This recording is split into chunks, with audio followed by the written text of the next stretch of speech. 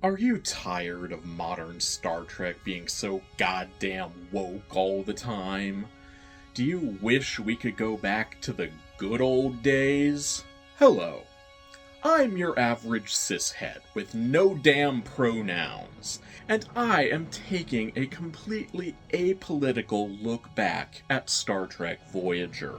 Yeah, the Doctor kinda sort of recreated Project Paperclip with the whole Nazi rehabilitation thing. You committed a series of atrocities during the Cardassian War. Thousands of Bajorans died on your surgical table. He operated on my grandfather, exposed his internal organs to Nadion radiation. He infected patients, exposed them to polytrinic acid, mutilated their living bodies. That's absurd. Call him a Nazi, he won't even frown. Nazi schmazi, says Werner von Braun. If the Doctor uses knowledge that Mossad gained through his experiments, we would be validating his methods, inviting further unethical research. We'd be setting a terrible precedent. We're in the middle of the Delta Quadrant. Who would know? We would know. Don't say that he's hypocritical. Say rather that he's apolitical.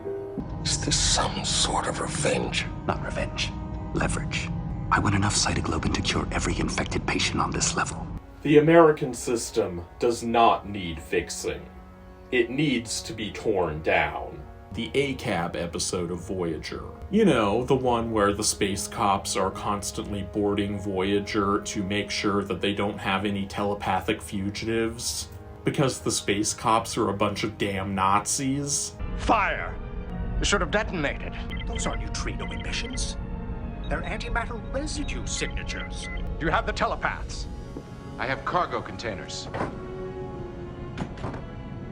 filled with vegetables. Also, note that the Nazis are called the Devour, which sounds like devour. It's honestly kind of nice to have something so unsubtle indicating that Nazis are bad. And if you want evidence of Chakotay's former convictions, look no further than the episode Nemesis, in which Chakotay finds himself in the middle of a war between a Cardassian-like fascist occupation and their victims. Without hesitating, Chakotay takes up arms against the oppressors to defend the oppressed. It's not just Robert Beltran. Chakotay's a scab too, reigniting a centuries-old interplanetary war. Once the rockets are up, who cares where they come down? That's not my department, says Werner von Braun. A refusal to vote is a vote for the status quo. And in this case, the status quo is fascism. The Maquis are very much like Hamas, fighting back against Israel's Cardassian military, with the US taking the supposedly neutral position, while in reality, unambiguously supporting Cardassia. The Maquis are good, actually. Seven is kind of a trans icon. Her transition is difficult. And it's not just social transition either. She has to undergo extensive medical intervention as well. Without immediate surgery to remove the vast majority of her implants, she will die.